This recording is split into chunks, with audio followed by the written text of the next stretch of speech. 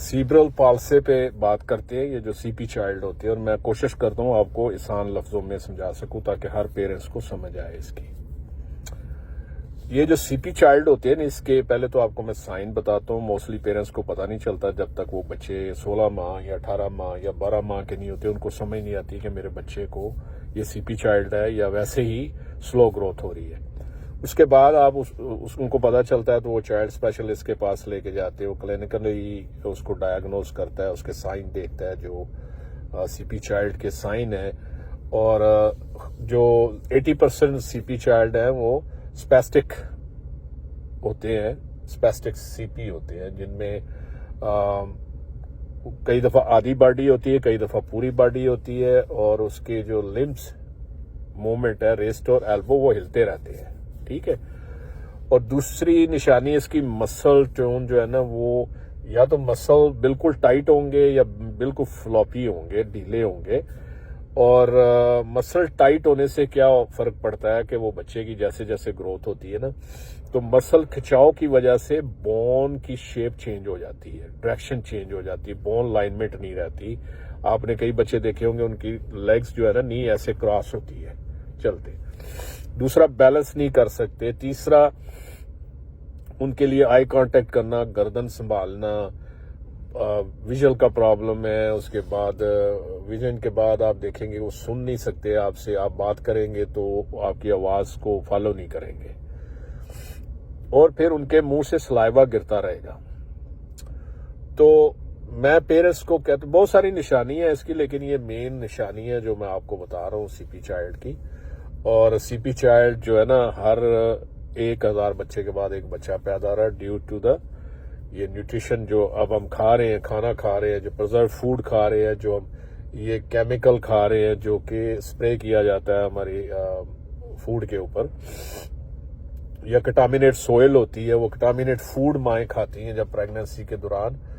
तो ये होता है कैसे, बहुत सारे इसके काज है, या तो ब्रेन इंजरी हो, दूसरा या जब बच्चा पैदा हो रहा होता है तो लेक ऑफ ऑक्सीजन हो, सिजेरियन जब कर रहा होता है डॉक्टर, या डिलीवरी टाइम पे, या बच्चा प्री मैच्योर पैदा हो जाए, या बच्चा लो वेट पैदा हो, 4 पाउंड से कम बच्चा हो, तो वो चांसेस ज्यादा सीपी चाइल्ड के होते हैं। इसके मुख्तलिफ बॉडी पार्ट होती है, कोई फुल बॉडी फंक्शन नहीं कर रही, कोई आधी बॉडी फंक्शन नहीं कर रही, लेकिन इसका जो मेन फैक्टर है वो ब्रेन का जो है ना, ब्रेन वो डैमेज होता है। और गुड न्यूज इसकी ये है कि जो जितना वो डैमेज हो चुका है ना, उससे आगे नहीं उसने बढ़ना, वर्ष नहीं होना, वहां तक ही रहेगा, इवन बच्चा बड़ा होता जाएगा। तो अब आते हैं कि इसका ट्रीटमेंट क्या है, प्रिवेंशन क्या है इसकी। तो प्रिवेंशन इसकी ये है कि आपने, हर माँ को बच्चा प्यारा होता है, लेकिन आपने कोशिश ये करनी है कि उसको पंपर नहीं करना, यानी कि उसकी ट्रेनिंग शुरू कर देनी है। प्यारे तो बच्चे होते हैं, लेकिन आपको थोड़ा अपने आप को हार्ड करना पड़ेगा उसकी ट्रेनिंग के लिए। पेरेंट्स को 1 घंटा डेली उसकी ट्रेनिंग आपने शुरू कर देनी है, मिलिट्री की तरह। और दूसरा, जब वो आप देखते हैं सलाइवा गिरता है तो उसको सीधा नहीं सुलाना, साइडवेज सुलाना है या पेट के बल सुलाना है, ताकि सलाइवा बाहर गिरे, सलाइवा उसकी जो लंग्स वाली नाली है उसमें ना जाए, उसको इन्फेक्शन ना हो, निमोनिया ना हो, ब्रीदिंग का प्रॉब्लम ना हो।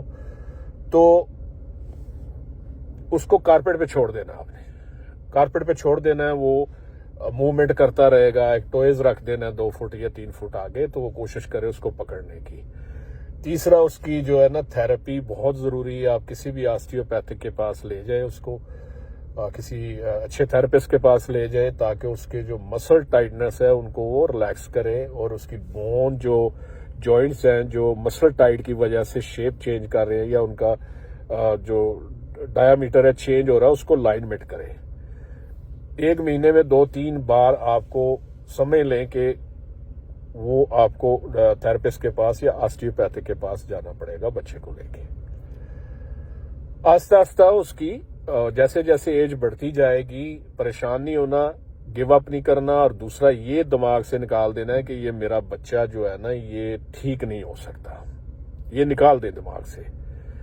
वो बच्चे पे भी इफेक्ट करता है। जैसे आप उसके पास बैठ के इस तरह की बातें करेंगी तो उसके ब्रेन को भी वो अफेक्ट करता है। आपने उसके साथ जैसे नॉर्मल बच्चों के साथ रहते ऐसे रहना है उसके साथ, और उसकी खुराक का ध्यान रखना है, और उसका जो है टाइमिंग।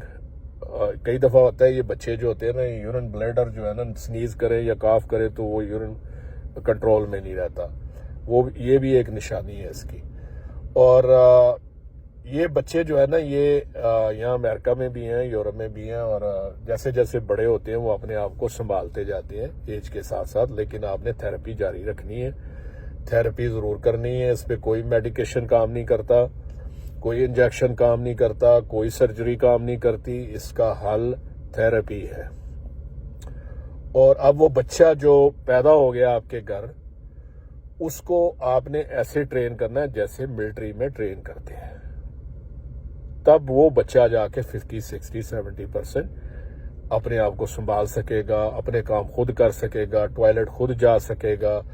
मेरे पास एक बच्चा आया था, मेरे बड़े अच्छे दोस्त है, एडवोकेट है, शेख साहब। उनका बेटा जो था उसकी पाँव ऐसे बिल्कुल शिफ्ट कर गए थे क्योंकि मसल टाइट था और मसल ने उसके जो पाँव हैं वो ऐसे कर दिए थे।